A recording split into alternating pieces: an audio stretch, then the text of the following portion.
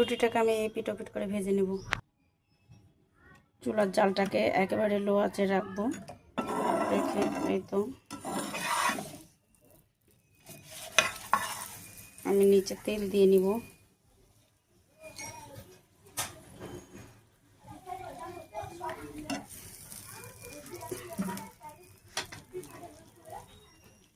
আমরা সাধারণত ডিমটাকে যেভাবে গুলে থাকি সেভাবে। এখানে আমি 2টা ডিম নিয়েছি। আজকে একটা ইউনিক রেসিপি আপনাদের সবার জন্য।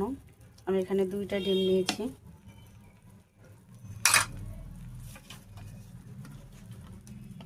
দিয়ে দিলাম বাঁধাকপি কুচি।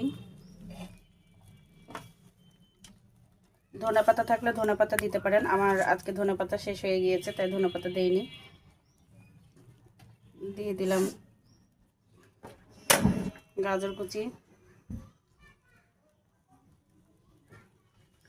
সেই সাথে দিয়ে দিলাম এই তো চিড়ে রাখা সেদ্ধ করা মুরগির গোস্ত।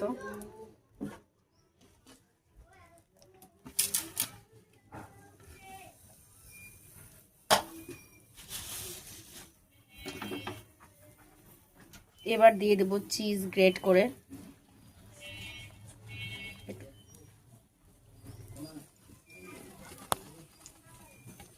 চিজ গ্রেট করে দিয়ে দিচ্ছি।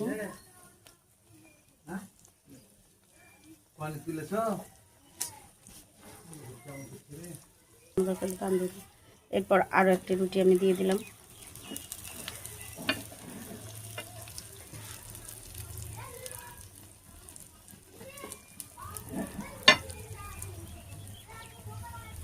এখন আমি খাবারটা মুখে ঢুকাইতেছি। আমি সুন্দর করে উল্টে নিয়েছি, দেখতে পাচ্ছেন কতটা সুন্দর, অনেক সুন্দর। লো আঁচে রাখতে হবে। ইউনিক একটা রেসিপি, খেতে অনেক বেশি ভালো, পিৎজার মতো। আপনি চাইলে ভেতরে সসেস এবং অন্যান্য ক্যাপসিকাম এগুলো ইউজ করতে পারেন। বাসায় অনেক বেশি মানুষজন, তাই অনেক বেশি নয়েজ, তারপরে কি করব, ভিডিও আপলোড করার জন্য, আপনাদের জন্য সুন্দর সুন্দর রেসিপি তৈরি করার জন্য ভয়েস দিতে হচ্ছে, এরকম নয়েজ ভয়েস।